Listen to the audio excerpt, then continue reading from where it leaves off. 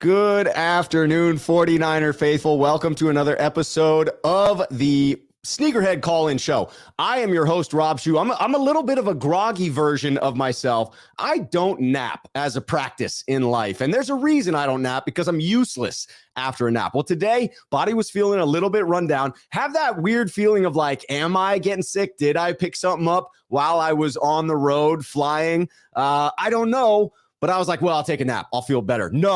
No, I feel markedly worse after taking any nap. Plus, Gold Blooded is here to say, man, you started at 4:01. It's 4 o'clock. You're late again, Rob. So I appreciate the fact that Gold Blooded, Raphael 562 Niners, Charles Thurman, Ellis 10, the Stivers Niners 209 show, and Russell Patrick are all here in the chat prior to the start. But we've got a full waiting room as well. We are going to get into taking calls from sneakerheads who are members here of the channel. If you want to be a member of the channel, once you've subscribed, there's a little button called join where you have an option to become a sneakerhead. When you are a sneakerhead, you can follow the link located in the chat, which will take you to the community tab, and you will be able to see the link to get behind the scenes for StreamYard. All right, we are starting off today with Treasure. Go 49ers in the stream. Let me bring Treasure in. Treasure, how are you doing? Hey, Rob. How are you doing? Good, how are you? Good. What are you feeling about the Niners right now?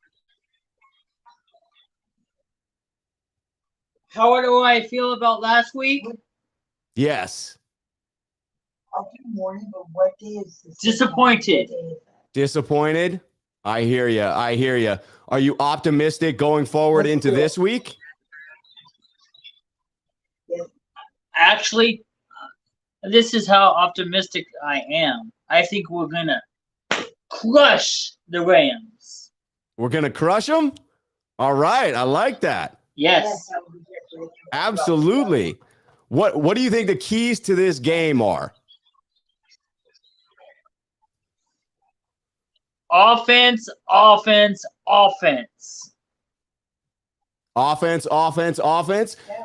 Who's going to be the star of this show? George Kittle came back and obviously didn't have much of a game. Jeff Wilson Jr. seemed to be running the ball well, but the 49ers did not seem to spread the ball around. And so it confused me as to the fact that we couldn't get it going. We couldn't get touches for Jordan Mason.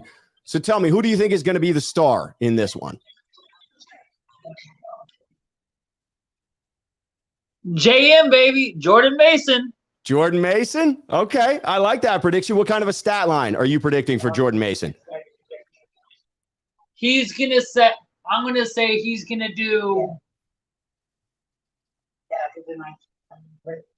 20 touches. 20 touches? How many yards is he going to get? He's going to do 20 touches, at least 3 touchdowns. 3 touchdowns. I like that. And I believe that Sammy Womack is going to get some interceptions. You think Samuel Womack's going to have himself a game? Who else on the defense are you pulling for? Do you think Talanoa Hufanga is going to continue lighting it up as he has to this point? Actually, he's going to do better than he's done the past 3 weeks. Better than he has the past 3 weeks. That would be a pretty significant improvement because he has looked fantastic to this point. Do you believe that the 49ers are going to be able to rack up the sacks against Matthew Stafford? Obviously, a less mobile quarterback than Russell Wilson. Is Nick Bosa going to be feasting? I'm going to put it like this, okay? You ready for this, Rob? This is a prediction now. So, Nick Bosa, Drake Jackson, and Hufanga are all going to team up and put Matt Stafford on his butt. I like it. I absolutely like it. That's a great prediction. do you predict the 49ers are coming away with a win on Monday night? And if so, do you have a prediction of what that final score might be in this one? A final score, huh? I would have to say I'm giving the 49ers a lot of credit here. Yes. 31 to the 49ers to 14. 31-14. I like that prediction.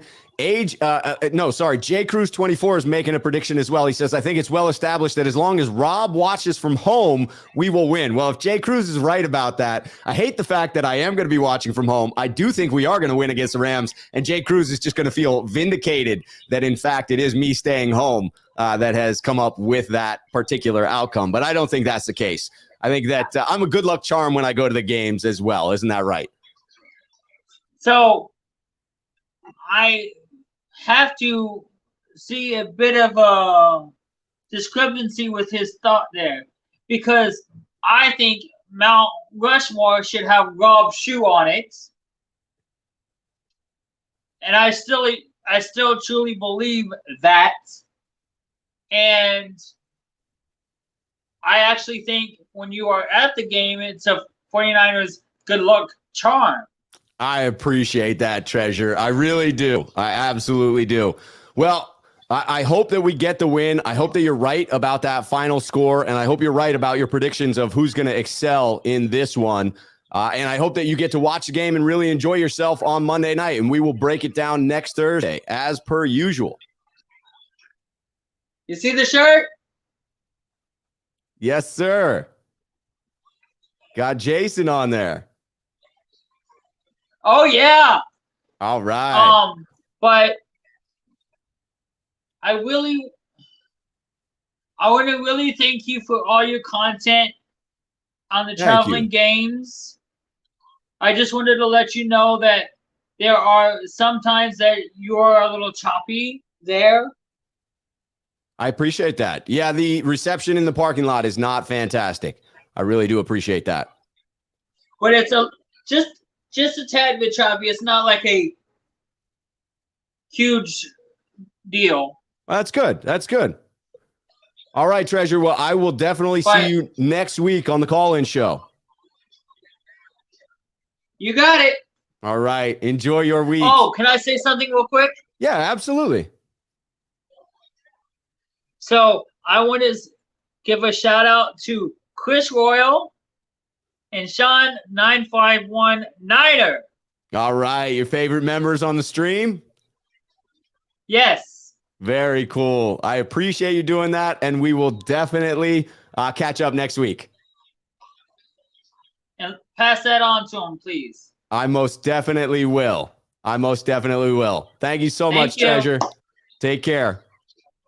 All right, we will get us going here. Let me get into a couple of the comments as well. I did want to celebrate Troy Sneakerhead here on the channel saying, I'm going to the game, my first ever, please win. I'm here for you. I absolutely hope that we win it get a solid victory for you. I think it's a bounce back game, and I will feel a hell of a lot better about this season when the Niners win it. And I tend to agree with the follow-up comment, which is it's a must-win game. It sure feels that way. It's weird to be saying must-win game this early in the season, but it's the reality. It is the reality. All right, let me get into the next man up, and that is going to be Korean 49er. Adding Korean 49er to the stream. How are you doing, my friend? Not too bad, Rob. How are you tonight? I'm doing all right. You know, I mean, I'm a little run down. I feel like my body is betraying me. I got some sort of a bug that I'm fighting off. Hopefully nothing serious. And hopefully tomorrow I feel tip top and not, it's one of those where like tomorrow I'll know. I'll either be horribly sick or fine. And it's just whatever direction it goes. Plus I'm groggy as hell from that nap. And the Niners embarrassed me in Denver while I was there. So it's been a pretty crappy week so far, but all things considered, not bad. All I can ask for, I had that membership issue with Google, the Google company, and now it got resolved. So it only took a month to Nice. fix. Back. Just dumb, whatever. I'm not going to go on with it. So what are your thoughts on the Niners, man? Is this time to push a panic button, or do you think they're going to right the ship? Where do you see the season right now after that terrible offensive performance? I think it's still in the balance. Yes, Kyle did right the ship last year, but that was last year with that team. This is 2022 with a new team, and no one knows how anything may or may not go for the remainder of the season. Right. Rob, you know that I'm not a negative person by nature. I'm an engineer and I have to look at a lot of data all day, which is more of a snoozer, but hey, somebody's got to pay the bills. So several things have concerned me about Kyle. Yes. Supposedly Kyle's an offensive genius, but if you look at how the 49er teams that he's been coaching since the beginning, they haven't scored more than 20 points an average a season, or they're right around there instead of higher. That's not an offensive genius in my mind. Maybe that was Mike McDaniel helping out with a lot of things. As I said before, I'll reserve judgment on Mike McDaniel until the end of the year just to see how his teams handle slumps and, rough patches and whatnot. Sure. That's fair. He's a rookie coach and no one knows what may or not happen with the Miami Dolphins. Right. Also, I was upset at that call when he ran Debo at the end of the first half in Denver. There was no point to do that, and we've seen what happens when Kyle runs non-running backs and running back plays. Yeah, the wear and tear was unnecessary. I think that's a fair critique. And NFL defenses already are keying in on that. Why are you playing into very it? much? Yeah, Denver certainly was. And also, I don't see where he's adjusted since I think in the past, I'm going to at least say the Titans game last year to now, quite a few teams have kind of figured Kyle's offenses out. Sure.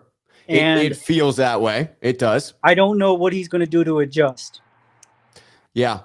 I mean, those are all fair questions. I would say it's been my impression to this point that Kyle and John sort of strategically built a defense first, right? That was their core, was building around the defensive line, hearkening back to the days of John Lynch in Tampa, right? Trying to rebuild that type of a base for the team as a whole. And that Kyle said to himself, well, if we invest all these assets primarily into the defense and build a monstrous defense, I can get creative with the offense and scheme around the players to create enough to win a bunch of games. Some seasons when they've had health, they've been able to do that.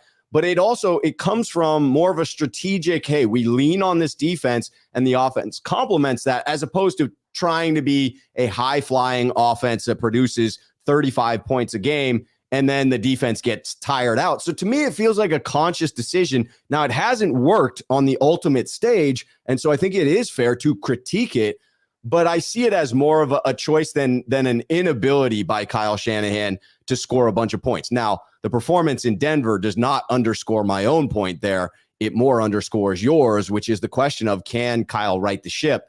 I think we'll get to see the answer to both of our question this season, right? Like, this offense either will start to click or it will look like it did. And if it continues to look like it did, that seat's going to get real hot. Exactly. And with the previous caller, I disagree with Jordan Mason for a reason, and why he thinks that he'll get big numbers. Yeah. Not that I don't think he can get big numbers. It's not an ability issue. When has Kyle put in rookies to allow them to produce? To me, that's another one of his flaws. You draft or you find these rookies and undrafted free agents that you don't know what you have until you put them into the game and see what they can do. And what has Kyle taught us? He doesn't trust rookies for whatever reason. Yeah, and you could make an argument that, hey, this is a very veteran-heavy roster that has a lot of talent, so it's difficult for, not only was it hard for rookies to make the roster, I was impressed that all of the Niners rookies did, but it's hard for them to crack into the starting lineup. But then you see an example like Elijah Mitchell last year, wherein it took an injury to get Elijah into the game, but then once he did, it was like, oh, okay, we really do have something here. Whereas you feel like maybe that's the case again with Jordan Mason. And it's the same scenario wherein it feels like it's going to take an injury to get serious reps for Jordan Mason, even though you basically know what you have in Jeff Wilson Jr., which is not bad. I think Jeff Wilson Jr. is a very valuable asset to have. But to me, it's not the exciting type of starting running back that Elijah Mitchell is, or that someone like Jordan Mason has the potential to be. This is true. And also, if anyone believes that Danny Gray is going to make an impact, look at the current starting quarterback. If you're going to say that he's going to go run a 9 route and Jimmy's going to somewhat connect, I haven't seen Jimmy make a deep pass in years.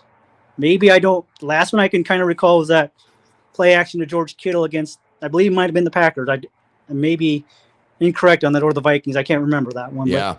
Exact game. But this kind of goes back to another thing I had questions on.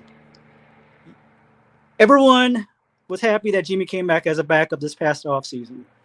Within reason. I think a good portion were. Sure. It was seen as a coup by the organization to get him so cheap. You understand my opinion on Jimmy. We'll just leave it at that. I most certainly do. You have made it clear. Watching that game, I have not seen anything improve in Jimmy's game. I mean, I can't fully blame him for stepping out of bounds, but he's a 9th-year veteran.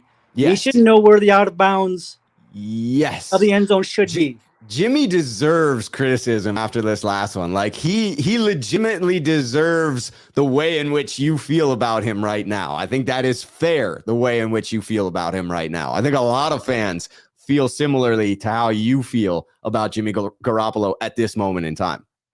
I've never wanted Kyle or Jimmy to fail because this organization and team would fail. I want to see another championship at some point. Yeah. Come around. Yeah, as do I, man. As do I. But there is a point that, if you look since the 1970s, how many quarterbacks like Jimmy have lost their first Super Bowl and gone back to win another? Craig Morton of the Cowboys is the only one I could think of, and he's not in the Hall of Fame. Yeah. I mean, outside of, they had Roger Staubach, but he was serving his military time with since he graduated from the Naval Academy. That's a different story. Right. No, historically speaking, and especially in recent history, you typically do need an all-star quarterback on a Super Bowl winning team. There are very few examples where it isn't a top 10 quarterback that's behind the winning team. Yes. So that's where my criticisms come in. I just don't. I've seen this before. I don't know what's going to happen with the rest of the season. I won't make any predictions. We'll let it play out. Yeah. But my main criticism is when Kyle and John took over, I understood that it was an out-of-control tire fire. I will grant them that, with Tom Sula and Chip Kelly being the coaches before and after Jim Harbaugh left. But why didn't they – if you were going to tell me that Kirk Cousins was – they considered the guy, and I know Kyle likes Kirk Cousins, why didn't you get him? I mean – I don't know how the starting quarterback situation would have ended up. Maybe he wouldn't have panned out here. I can't say one way or the other because he's a Minnesota Vikings player. But at least you could say, hey, I have my own guy. I can't. Yeah. I can't Clearly, Kyle said to himself when the gift horse of Jimmy Garoppolo came knocking at the door, he clearly said to himself that, like, I can win with a guy like Jimmy. Or John Lynch convinced him of that. Like, some way, somehow, Kyle signed off on that. So it was a willing choice to go away from Kirk Cousins and towards Jimmy Garoppolo. Agreed.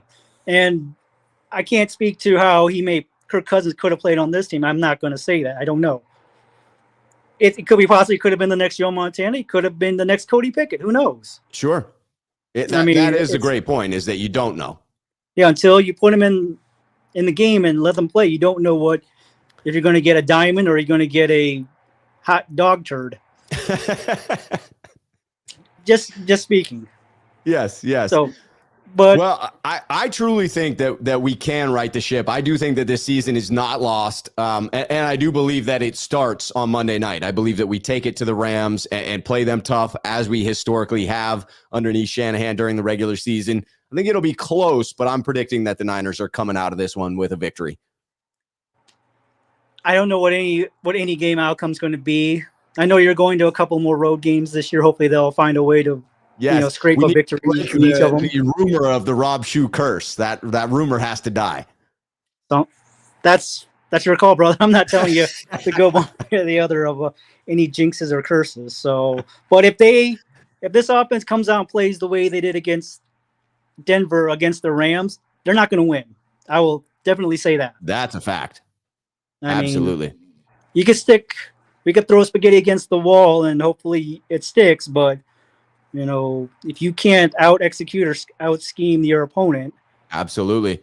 Will you be back next week to help me break down a Rams loss when we beat LA this coming Monday night? You're gonna be back next Thursday talking it through with me.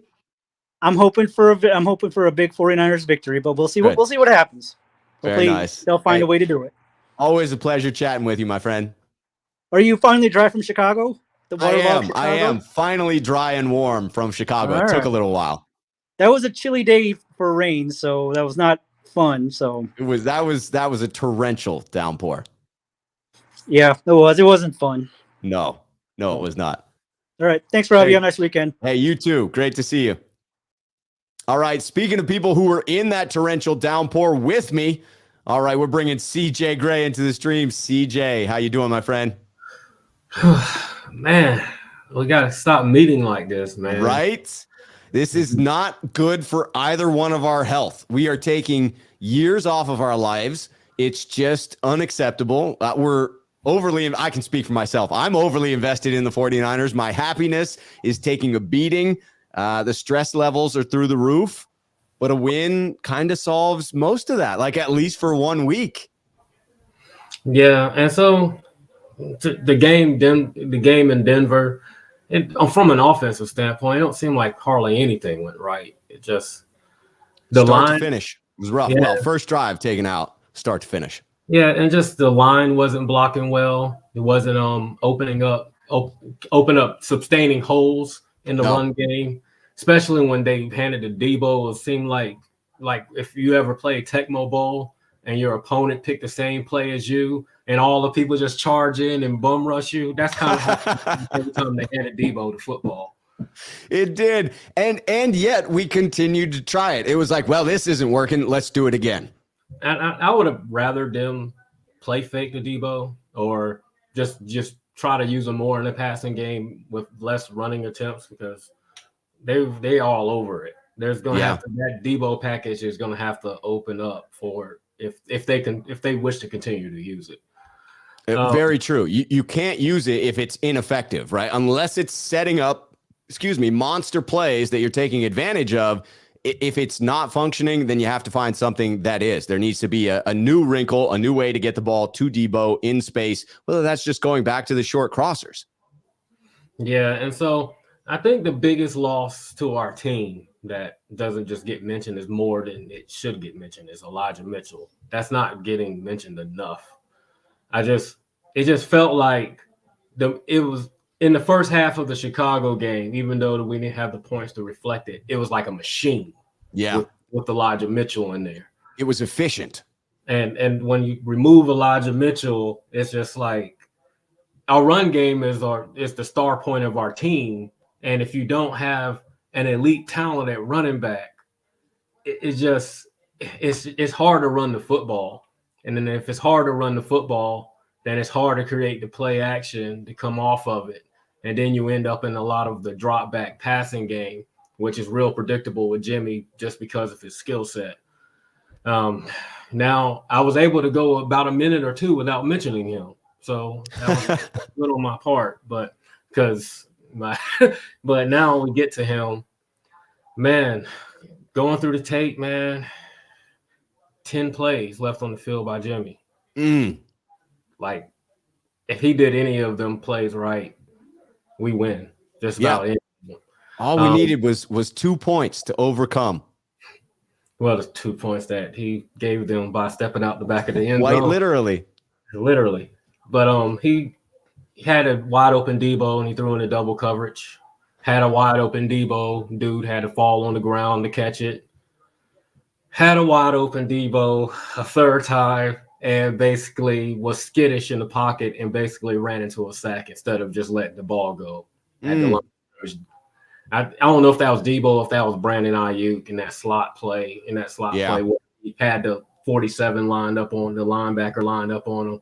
I think it was Debo, but either way, Debo, IU, whatever, that player was better, and that was obviously the read for that. Yeah, right. It was a miss one way or the other. And then and what's interesting about that play that he missed was Trey Lance was in that position twice that I saw. Once in the Green Bay game in the preseason, and the second time in the Chicago game in the regular season, where he hit Danny Gray for the 70-yard bomb, and then he hit Jennings for that bomb play that set up the field goal in the first part of the second half of the Chicago game. Right. And so it's interesting that I think that's why Trey Lance is here, is because I believe that the depth of play calling with Jimmy is run its course. It has. What do you feel about the tension that exists? I mean, are you buying into more of the narrative that's being spun by a certain segment of 49ers Twitter, that there's, unrest that couldn't possibly be healed, and that the, reading Jimmy's lips leads you in one direction? Or are you buying what Kyle Shanahan said in his presser today, which is, Jimmy and I have a relationship like any one of my friends, where we can talk. It doesn't matter. He can criticize me. I can criticize him. There's respect there. What's your sense of what feels more accurate within what you know about the 49ers, Jimmy Garoppolo and Kyle Shanahan? Two things. One, I don't know what he said. I don't know what he really said on that side. I'm with you there. I'm not a professional lip reader. And then, and second off, if he really said that coming off the field, he's a fool. Because on the very play that he came off the play, mumbling that stuff, whatever it was he was mumbling, he had missed a wide open receiver on that. That play worked. He just didn't work it. I mean, so that transitions me into criticism of Kyle Shanahan, that people just want to run and do it. McDaniels is a better head coach. McDaniels was the real guru. I mean, Kyle Shanahan has been coaching in the league for 20 years. You don't think that man don't know anything? He's been coaching for 2 seasons. Also, he's the guy who found McDaniel. Like, he's going to continue finding new good coaches because he's proven that he can do that over and over again. I would rather have the guy who can go out and find the new, fresh, young talent and bring them in over and over and over again than just be that one wonder kid. Like, having both skill sets is better, and I think we do have that in Kyle. But I get the criticisms after a game like this. It's hard to call him an offensive genius when that offense looked as atrocious as it did. But to your point, a lot of that is Jimmy. But be fair. I mean, Jimmy hits one of these explosive plays right. One of these plays that I outlined earlier. He does one of them. Yep. Correctly, as called. We're winners of this game. Just one of them. So it's just, and then if he does, even if the rest of the game sucked like it did, this criticism wouldn't be here, because ultimately we're a bottom line business. It's about wins and losses. Yes, it is. And some games you got to play tight. Like, if a game breaks out that way, you don't try and open it up, right? Sometimes you play a tight game because it feels like one mistake is all it's going to take to skew it the other way. And so it's just, and so the criticism that he's getting, like when you watch the tape, there's a lot of missed assignments by offensive linemen. There's lack of separation on certain routes that look like there was an expectation of separation within the route. There's Jimmy, of course, doing the Jimmy stuff that he was doing. Yeah. And so there's a Jimmy lot doing of Jimmy stuff.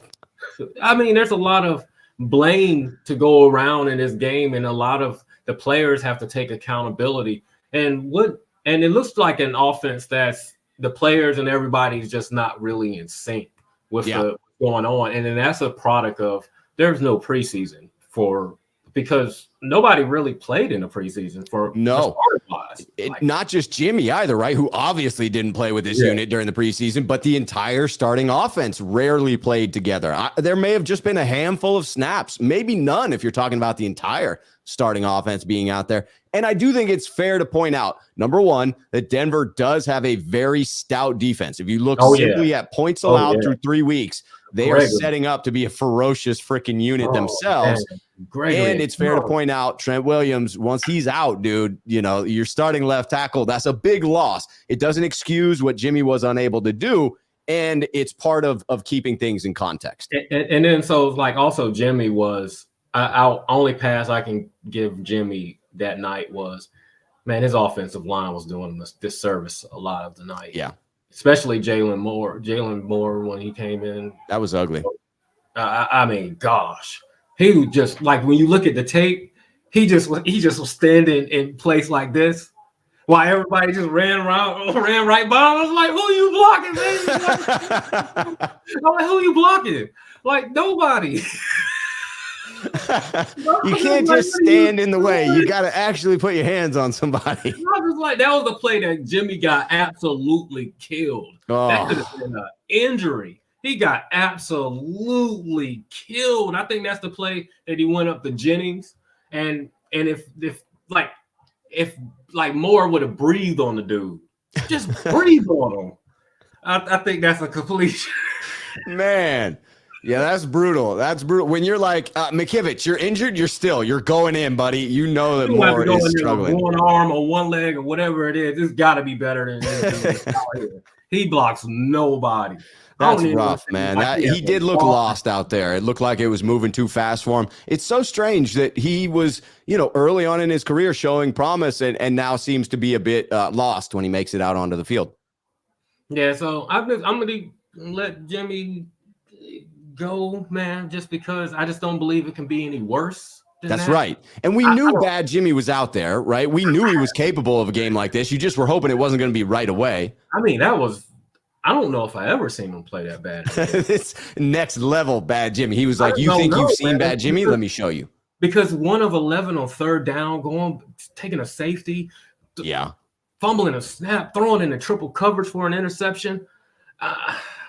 It is fair to point out that the offense itself, right, was struggling. That on the 1 for 10 for third downs, we were averaging 8 to go on those third downs. So we weren't being successful on first and second down, and that was setting up those third and longs, and Denver was getting after Jimmy because we couldn't block for him. People penalties by offensive linemen too, false start. Yeah, Burford had himself a rough day, that's for sure. Get some things cleaned up, go against a defense that isn't quite as stout, get back in rhythm. Jimmy feels a little more comfortable. I could see this going a whole different direction, but we're now at a point where the margin for error is so small, and it's only 3 weeks into the season. That's wild. And so the game plan Monday night, before I transition out of here, run the ball, and run the ball. Run the ball. We need jet sweeps. We need these end rounds. We need that kind of stuff. Maybe even bring in Gray and let him do it. Let him do a jet sweep or something, or let him catch a tunnel screen and see if his top level speed, if we could get it blocked up real well, see if he could take off and try to figure out a way to use his speed. But we need a lot of running. We need Jimmy not to throw it more than 20 times, because when we start to get a crest over 20 times with Jimmy throwing it, it's not just his attempts. It's just because when you have that low of attempts, most of your attempts are coming in to where they're not expecting it, and where you can get these creases to throw to wide open people and stuff like that. Right. So, you've set up each attempt that you're making with those 4 or 5 run plays that came from a similar formation and just had a different wrinkle. And now you capitalize on it. You take that shot. And Jimmy has historically been very good at those well-timed shots. So average, sub-average offense, just not garbage offense. Right. And the defense doing what it's been doing, we should hopefully win.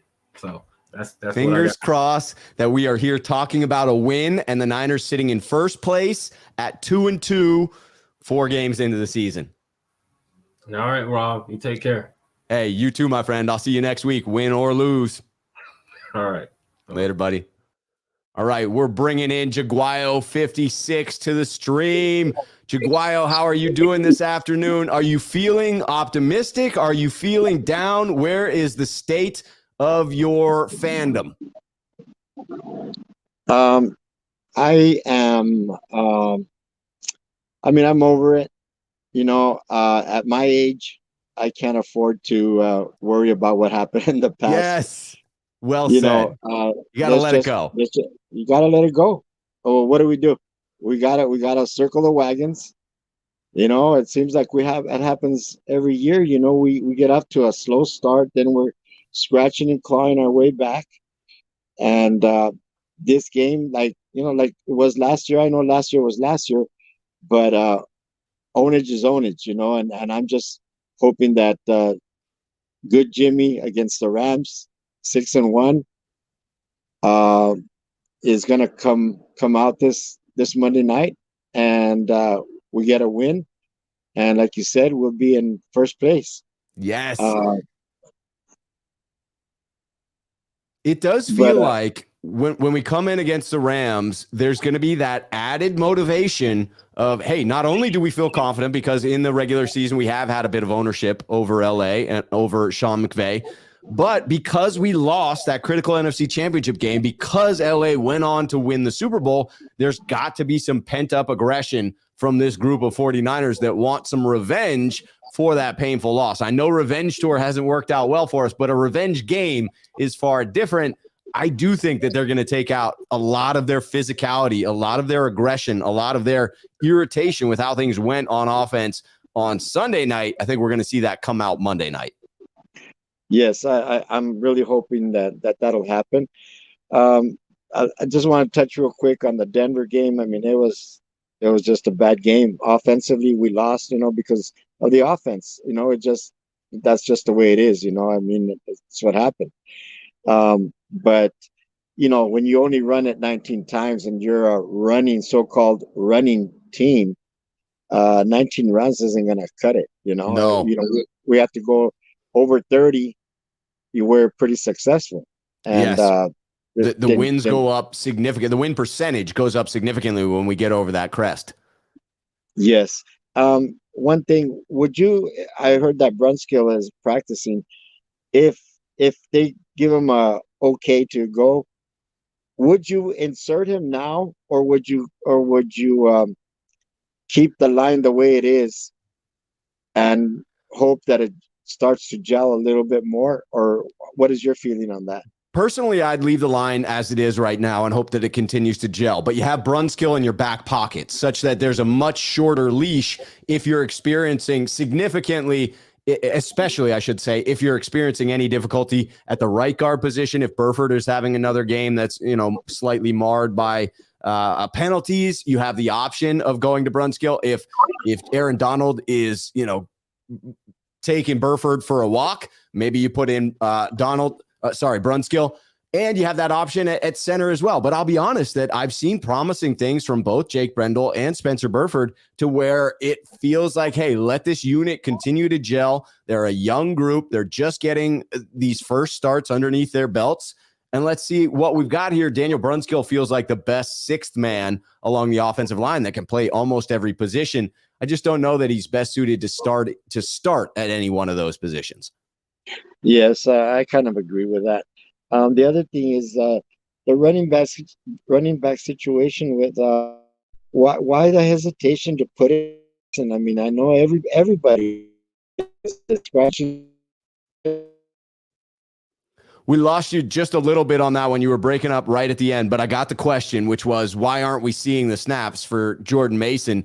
I'm with you on that. It looks promising when you get Jordan Mason the ball. That was true in the preseason. That was true in practices. And his one carry goes for 7 yards, and he looks to be running well when he has it. Now, he had a couple of other snaps where he was in the game. I saw 24 going in and out of the game a couple of times. But I'm with you that it feels like it's time to get him a considerable number of carries. And I'm not buying the sense that Tevin Coleman is somehow going to springboard Jordan Mason. And if he does, I will be disappointed by that decision. Yes. And the other thing is, do you think that the defensive coordinators, because they get paid good money to figure it out, do you think they have figured out Shanahan, or does he have to maybe flip the script and maybe start passing on a certain game, hopefully to open it up a little bit more, and then pound the run with the run, and hopefully you get ahead first, opens it up, then you can pound the run? Or do you think that he's just headstrong and he's just going to run it no matter what? I do think that latter comment has some weight to it, that Shanahan is headstrong. Shanahan does have an ego. And the area wherein he seems to be able to improve the most would be in-game adjustments, because we have seen many times where a defense will adjust to what Kyle Shanahan is doing successfully early, or come out and stop what he's attempting to do, like the runs to Debo against Denver. And there wasn't a true pivot that you saw that worked. Now, you could make a strong argument, and CJ Gray was pointing this out, that there were plays left on the field in Denver, so we don't truly know whether a different quarterback would have been able to execute. Jimmy was struggling, but Kyle also was critical of himself, and I think that's fair, that he had to shoulder some of that blame as well in not being creative, in not having the correct adjustments, in putting Jimmy in a crappy situation, asking him to do a play action pass on his half-yard line. That was just a foolish decision. And I do think that Shanahan is prone to some of those, and prone to sticking with things that may not be working and not making some of those in-game needed adjustments. Yes, and the other thing also, when you go to the running game or to the passing game, is I wish we were more of had a screen game a little bit better. That we would use it a little, because that is a very powerful plays. The screen game, and I don't know if he's not comfortable or we're not built. Offensive line is not built for the screen game. What is your feeling on that? It's confusing to me as well. The only speculation I have is that when you're playing, as defenses often do when Kyle Shanahan and Jimmy Garoppolo are paired up, they're playing 8 or 9 men in the box. And linebackers are so fast sideline to sideline nowadays that if they're down in the box, even if you're able to get outside them with one of those halfback screens, that they're most likely going to be able to make that tackle. That's the only reason I could see them not making better utilization of the screen game. They don't seem to shy away from it when it comes to tight end or wide receiver screens. So a halfback screen is just an extension of that. I don't know if it's a case that they don't feel comfortable with the hands they currently have, but Jeff Wilson Jr., I believe, is one of our better pass catching backs. So I'm with you that it's perplexing. Yeah, and the other thing is, any word on Armstead? Is he going to play, or you think he's going to miss again? It's one of those plantar fasciitis is, I think, a pain tolerance issue, but it's also a question of making it worse. I would guess that even if he is going to play, he would have a minimum amount of practice. I think he missed today's practice entirely, and this is the walkthrough. The 49ers history would indicate that today's not the walkthrough. Tomorrow's the walkthrough. If he misses tomorrow's practice, my guess is he's out. I think that's the indicator. There are very few instances, maybe Trent Williams in the playoffs last year fighting through that ankle injury, but he admitted he shouldn't have played. It may be a case where the Niners are saying, hey, we can't afford to lose Eric Armstead for a longer period of time because this is a reoccurring type of injury. So maybe they're playing it safe. But again, I'd look to tomorrow's practice report. And the other thing is, we have to get our third downs. I mean, we were like 1 of 9 or 1 of 10, something like that. Yeah, 1 of 10 on third downs. That was brutal. That's terrible. You can't. How are you going to win? You can't win. You can't win. It's not sustainable at all. The defense is going to get gassed because you're constantly putting them back out on the field. And the thing about it is that our whole thing is to be able to control the clock. When we win, we control the clock. We have long drives. We're very patient. We're a very patient offense, and it just boom, boom, down, little by little to make long drives, eat up the clock, keep the offense, especially this week against the Rams. And I think that's the key. The third downs, stay on the field, long drives, score touchdowns. When we get in the red zone, you gotta score no field goals. And that's basically what I'm looking at. And I think I have it very, very close, 21-20. I think we're going to win 21-20. I think it's just going to – I still have confidence that our defense is going to keep playing the way it's playing. But our offense, if we don't score 21, I don't think we're going to win. But that's a fair point. My hope.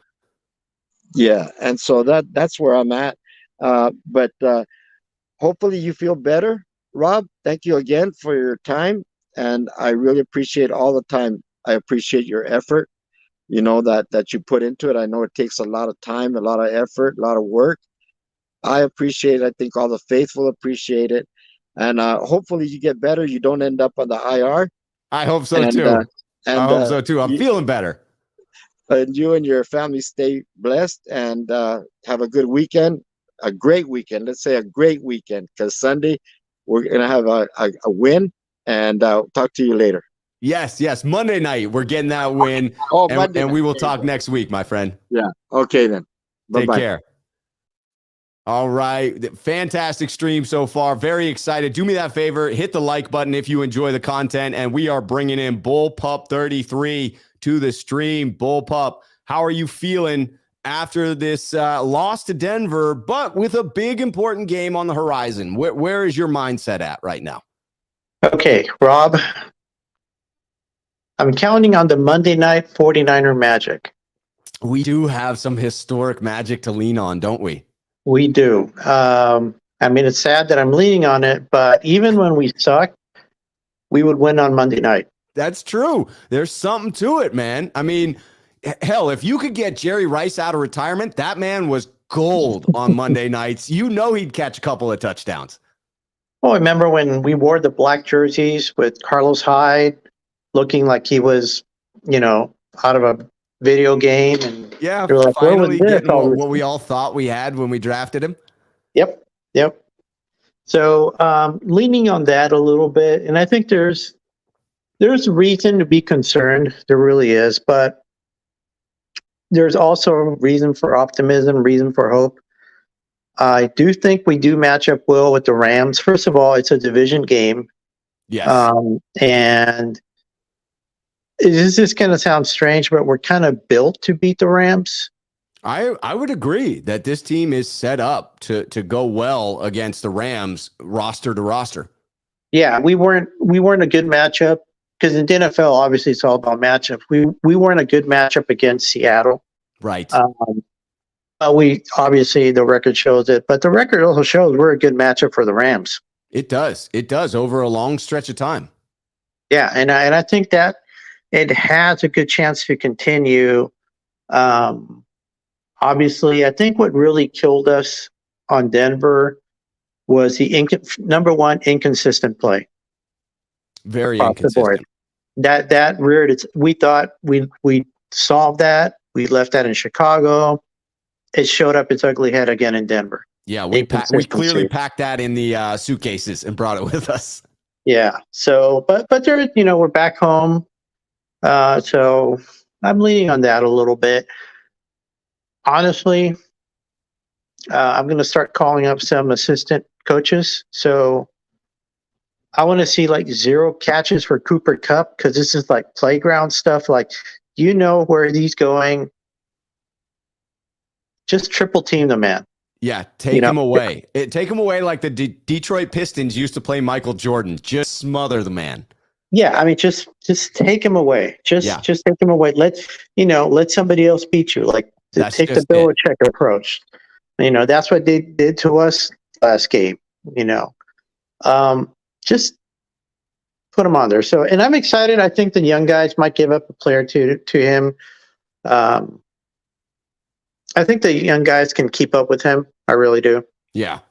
I'm confident in our secondary and enough pass rush.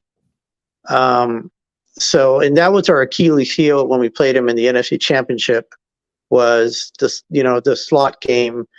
I think we've improved the slot game. We've improved our outside guys.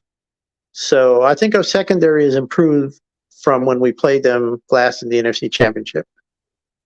So I think that's going to bode as well. I think it does bode well. Sorry, I'm smiling because my boy Dustin Kohler heard me mentioning the Detroit Pistons, and he chimed right in as the loyal Detroit fan that he is.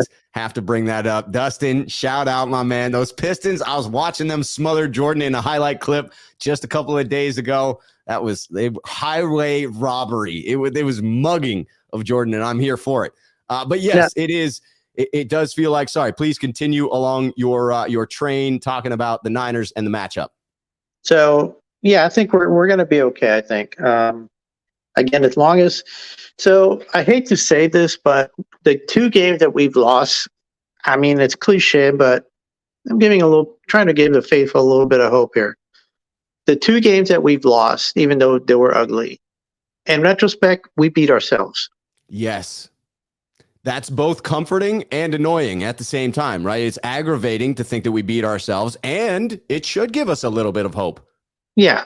So, and again, I'm during the early part of the season, the defense is always ahead of a step of the offenses. Yes, especially this year. It's true across the league. Well, yeah, especially since we only had 3 preseason games. So the thing is, we absolutely, I hate to say this, but, and this is the last I'm going to touch the last game directly. We shut down Russell Wilson. When was the last time we did that? It's been a long time. I mean, he averages a very decent game against San Francisco. I think he averages 210 yards a clip in the 20 times he's played us. As bad as we were playing on Monday night, at least the commentators weren't just absolutely hounding the fact that Denver had 3 and outs at some point in a row. Yeah. The number of 3 and outs was staggering. And the fans were booing them. Yes, it was. Believe me, that fan base, the people next to me, we were at 40-yard line seats. So, I mean, granted, like they were the kind of people that would leave a game early, but they left thinking that they were leaving a losing battle. And then their team won, right? They were gone for the second half of the fourth quarter because it looked miserable. It looked like even though it was an ugly game, we were going to win it. And then we just continued to shoot ourselves in the foot. And I would think one of the big reasons we didn't win it was that, and I'm sure you're going to agree with me on this one. One of the reasons we can all point out that Jimmy was playing badly was because he was playing tight. He was playing not to lose. I would agree with that. And when Jimmy plays tight and when Kyle gets tight, it magnifies that issue. That's a dynamic that I think is truly unhealthy between those two. Absolutely. So I haven't been to those games. I know you've been to a lot of the games in person. How is their relationship during game time? Do they talk at all? Do they go over things? No, huh? I didn't think so. They are completely separate, right? Jimmy comes over to his section of the bench. His section of the bench was right in front of me. I've got a couple of pictures of the back of Jimmy's jersey, and he's talking to Greasy, who comes over to speak with him. But Kyle Shanahan and Jimmy do not interact throughout the game, and you don't really see any type of rah-rah moment like you had with Harbaugh and Alex Smith, Harbaugh and Kaepernick. And I really do believe it's got to be genuine for Coach, right? He can't just fake it and be someone that he's not. But I think that he would do himself a favor by really bringing Jimmy underneath his arm and buddying up with the dude and making him feel like, hey, man, we're in this together. And like, there's less pressure on you because it's like, hey, here we are. Let's do this thing. Because I think what happens is they get tight. And Shanahan gets tight himself, and the two together, it becomes an exponential issue. We all remember the famous picture of Bill Walsh talking to Montana on the sideline. Remember that before the play, the catch? I don't see that. So that's why I'm asking, does he ever do it in person? Do they ever have that moment like, what are you looking? All right, this is what I'm seeing. Do you want to run this? You want to just, there's something about looking someone in the eye.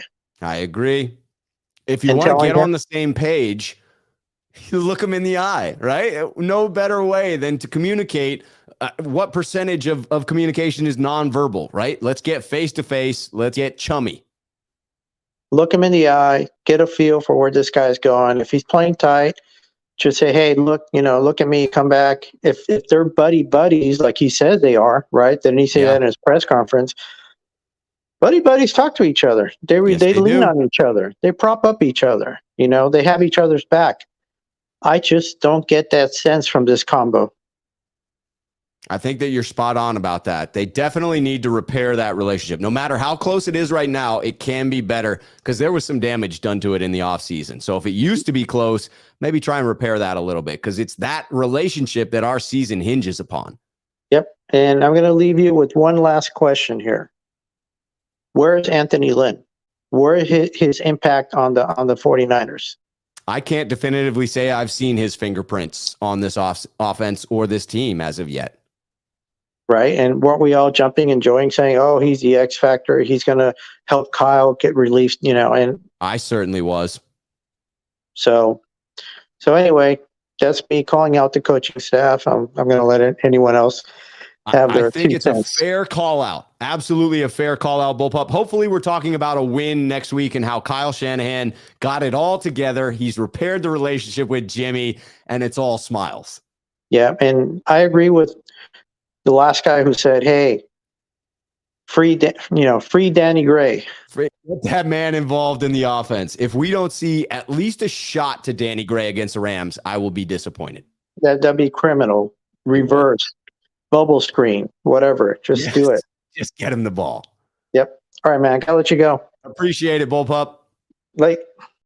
All right, we are bringing in Elvis to close out the stream. You know him, you love him. He's coming in from Australia. Elvis, welcome, my friend. Glad to see you back. How are you, Rob? I'm doing okay. I'd be doing a heck of a lot better if my trip to Denver had been a more successful one. I still had fun. I still had a great time in Denver, ate some great food, saw some friends, met some people that I've streamed with but had never met in person. But that game, man, it was such an incredible defensive performance, and we don't get to talk about the defense with joy because we lost the game because the offense was even more atrocious than the defense was special. And that's frustrating because it was a magnificent defensive performance, and we just don't get to highlight that because we got to talk about the loss. Exactly. And I was just like, oh, the offense just could not get nothing together. The one when Ayuk scored, obviously, of that one, I thought, okay, the offense is going to get things going and things running. I thought, yeah, definitely, we're going to put score some more points on Russ. We're going to beat him. Right. And then their defense decided to turn up at the same time as our offense stalled. Yeah, it was a revenge game. Mike Purcell, DJ Jones, yes. K1 Williams, all ex-Niners. DJ Jones. Dude, they were playing out of their heads. They're like, yeah, you guys think you're taking this one Sunday night at our house? No, yes. we're going to steal it. And they did. That you got to give credit to Denver's defense. I think we're not talking enough about how good that unit has looked so far because they, like us, have played some subpar teams to begin the season. But man, I think we could at the end of the season be looking back at Denver as an elite defensive unit. But even so, there were so many missed opportunities for this offense we could have taken advantage of, but didn't. Yeah, I look back at some of the tapes and some of the options or some of the plays that Jimmy missed. I didn't even have a look. So many plays that were open. It was just disheartening just to watch it over again and knowing that we could have scored so many points. I was so pissed off. And Jimmy getting that safety, I'm like, what the hell? Come on, man. Yeah. You're a veteran. You're not a rookie. If that was Trey, yes, he's a rookie. But that's right. I'm sure Trey wouldn't do that. But at the same time, to know that we lost by those 2 points, man. So disheartening. It was a heartbreaker, man. A real heartbreaker. And what was terrible for me is knowing that, there's a whole group of people that have it in their minds that this is the way Jimmy plays all the time, right? For me, I thought we just witnessed one of Jimmy's worst games in his career, but I knew there would be a slew of people coming in to say, see, I told you Jimmy was that horrible. And I get it. He deserves the criticism after playing that way. But I think those of us that are reasonable and have watched a lot of tape understand that what we saw from Jimmy Garoppolo on Sunday night, it was well below what he's capable of doing and what he does more often than not when he's on the field for the Niners.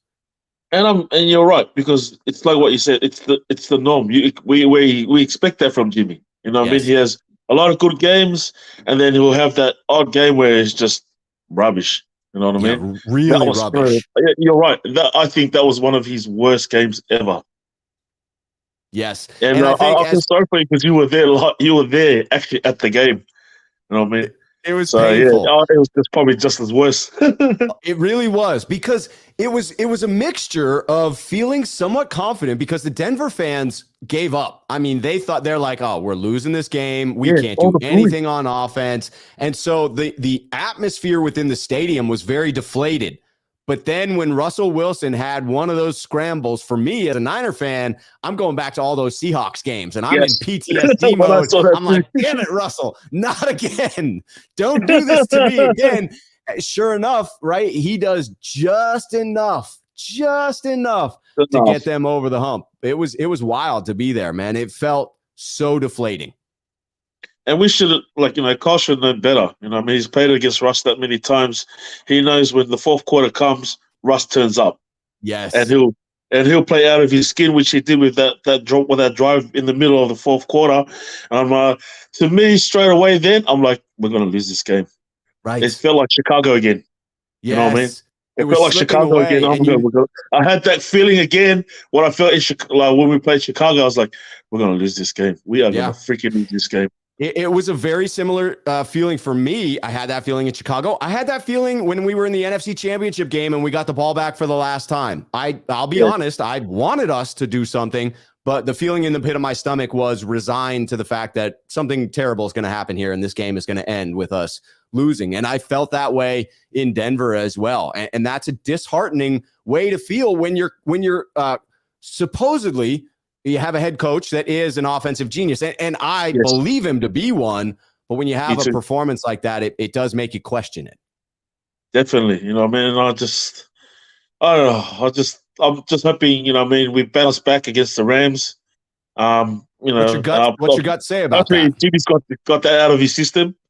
I'm pretty disappointed with some of the excuses he's brought up, like he's rusty or whatever. You've been practicing the whole time. You know what I mean? Yeah. It's not like a new offense that you've gone into. You know pretty much well the offense. So, you know what I mean? To me, playing this game against the Rams, he's got no excuses. Yes. You know what I mean? Put Agreed. up and play up, or if not, you know what I mean? Bring in Brock. All right, I'll bring in Brock then.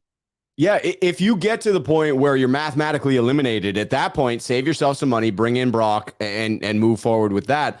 But right now, you got to hope that Jimmy can put it together. Do you think against the Los Angeles Rams, where it's a division game, you would expect it to be pretty tight? We've played them tough over the last 3 years.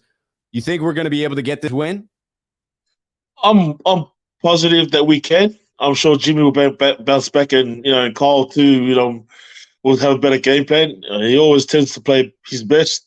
Against the Ram. His record says against the Ram, and it's proven. You know what I mean, that he still has McVay's number. But I'm just hoping. Yeah, I really want us to win this game and be 2-2, and heading into Carolina and Atlanta, and then obviously then we got the Chiefs after that, and then the Rams again. So yeah, we'll get some momentum and build some momentum and before the bye, and hopefully we'll be 4, 6, and 2. That would be fantastic if we got up to 6 and 2. Honestly, I predicted an 11-win season, and I had us at 4-4 at the break. So I'll be confident if we're at 4-4 or 5-3. I feel like we can still get into the playoffs as long as we're not behind the 8 ball going into the bye. Because it's tough if we drop this one to LA, which I'm not predicting that we will do. Then we go on a 2-game road trip where we're back-to-back road games. Either one of those, any given Sunday could happen. We're better than both of those teams, but you're on the road, opposing fans. It's tough. You could drop one of those and then come back against 2 tough matchups in KC and LA again, right? So it's going to be a nail-biter up until the freaking bye week.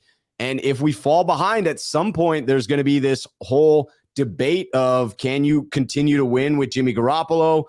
Yeah. Does Kyle Shanahan get himself on the hot seat? It's going to be wild to see. It is. It's definitely going to be wild. I mean, it's nice to see that. Obviously, after this week, we get Jimmy Ward back.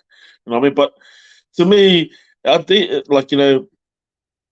defense has played well, you know what I mean? And it's full credit to D'Amico Ryans for having, all our men or all the defense ready, to go, even though we have had players out, even with Eric Armstead, you know what I mean? But the D's always been there. So it's always a bonus, obviously, giving back our key players. But our offense has got to start clicking. It does. They got to start getting carry its together. weight. It doesn't have to be great. It just has to be good. Good, man, just enough. Man, I don't care if we win most of these games all tight, as long as we can, get some momentum going, and and start winning. Yes, absolutely. By the way, I wanted to bring it in just because Niner from Down Under was saying to give you a shout out from Southwest Sydney. Comes in to say Malo Lava, Elvis. I don't know if I pronounced that correctly or butchered it, but I'm putting it in there. You said it perfectly. That's fantastic. I love the fact that we got multiple folks from Australia going back and forth. All right, so do you see this? Will the offense get back on track in this one, or is the defense just going to shut down LA and it'll be a reasonable performance by the offense, but hey, it's a win no matter what? Well, I think Carl should get back to the run and really seriously start using all our running. We got Jordan Mason, he's been untested, but I thought, 7 yards is enough for a hot hand. Yes. You know what I mean? He said the hot hand. I was like, 7 yards, man, give me 7 yards any day. That sounds hot to me. Yeah, let's keep going with that. Let's see if he can't get another 7.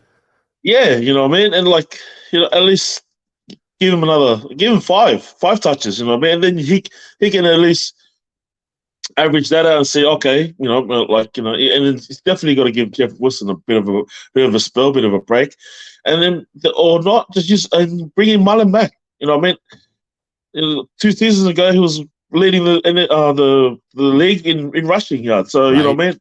I'm sure, and then obviously he had that tragic injury, but a lot of players have bounced back and just gone back to being that dominant again. Yeah, I definitely think that it would help out Jeff Wilson Jr. to spread out those carries. Great one, 765, saying, hey, you should break it out. Wilson 15, Mason 10, Debo 5. I'd be good with that type of a split. To me, it's important that you get Mason going. I would rather him have more carries than Marlon Mack. Although I'm with you, I'm interested in seeing what Marlon Mack has.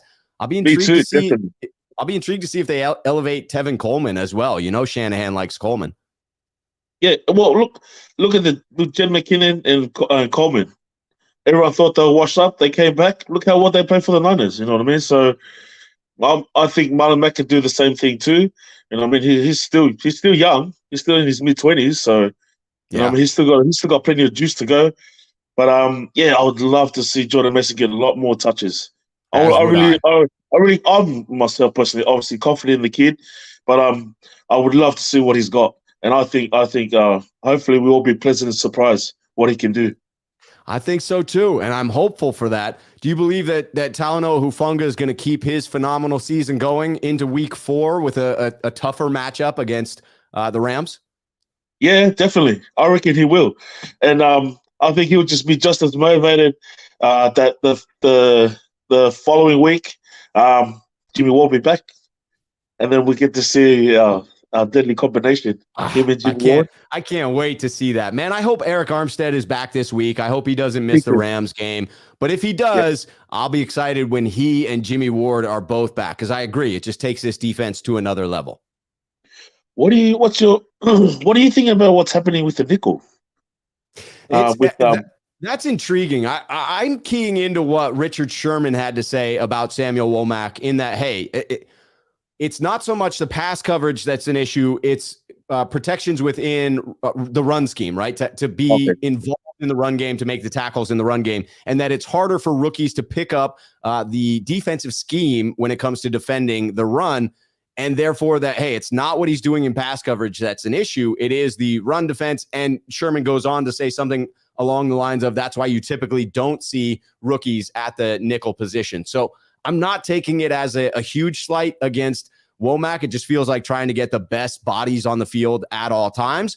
And the way that D'Amico Ryans is calling the games right now, I'm all for it. Do whatever you want to do. Put whomever you want in there because you seem to be making the right calls.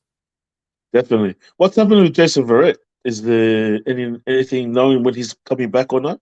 You know, he's out for sure through week 4, just like Jimmy Ward, because of the fact that he started on that injury list. He started out on the physically unable to perform list, which though I do think right now is still just week 4. It used to be later. I think it used to keep you out through week 6. I need to verify that that's not the case.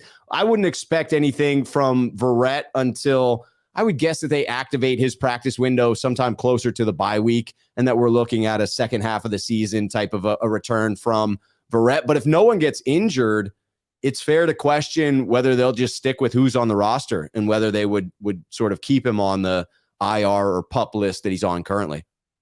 Wow, man, it was good to know we got depth in the DB room too. Even like Yes. if hopefully the Red does come back, you know what I mean? And if touchwood nothing happens to Mooney or who's the other DB? Talking to Emmanuel Mosley. E-Man, yes, E-Man, yeah. Yeah. Right? But like, Both have looked it's so good to so see, far. because obviously with DB room last year with Josh Norman and that, it was just like kind of hard to watch too at the same time. Knowing that they're always Absolutely. going to beat him, and then there was going to be personal fouls, flags firing left, right, and center. It was brutal. But I like what Jaguayo56 says here on the super chat. Bracketing Cup, take him out of their rhythm. To me, Cup is the key to this one. Don't allow him to beat you. Let anyone else beat you. If Stafford beats us, fine. But if it's Cup, I will be irritated. Yes, definitely. And like watching a few of their games, like Cup is their main man, and like Higby maybe yes, but with Fred Warner on the field, he'll take him out any day. So hopefully, we can contain Cup. You know, what I mean, I know it'll be hard, but if we can limit his touches and his numbers, I think we've got a very good chance of winning this game. Absolutely. Well, I'm going to predict a win as well. I'll give my final score on the program tomorrow, but I definitely think that the 49ers get back to 2-2 against the Rams this week, and that we will be talking about a win before Thursday Night Football next week. Definitely. Yeah, me too, man. Hopefully, I'm predicting a win too. I'm predicting it to be a close one. Yes. But I'm just confident. Really, in Kyle, because he's always had McVay's number.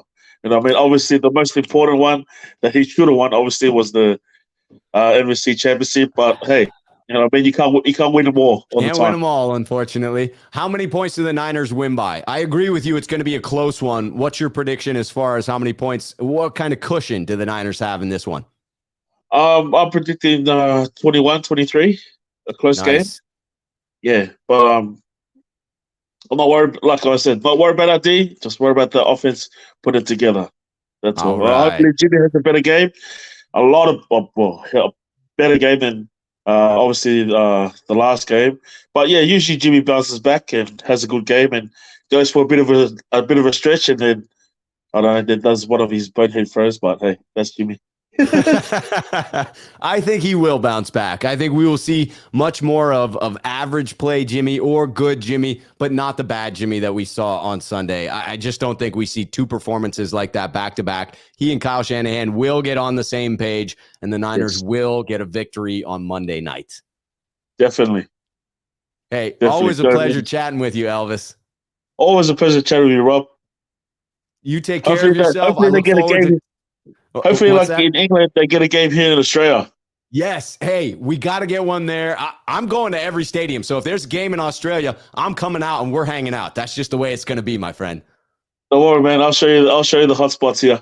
Yes. Appreciate you, Elvis. And I'm telling you, next week we're catching up on a win, my friend. Definitely. 100%, Rob. You take care. All right. You too. All right, let's close this thing out. That was a fantastic show. We've got Thursday Night Football coming up. I hear people talking about the white unis from Cincinnati are clean. Let's go watch those. I'm going to rest up as long as my illness doesn't progress any further. I'm feeling better after this stream. I feel good. I feel like it was just a momentary blip on the radar, and I'm healing up. But if things take a turn for the worse, I may not be on tomorrow, but hopefully I will be with Jack Hammer tomorrow around 4 p.m. We didn't have the Monday show because I was traveling back from Denver, and then we will have a game on Monday night. Until tomorrow, cheers, faithful.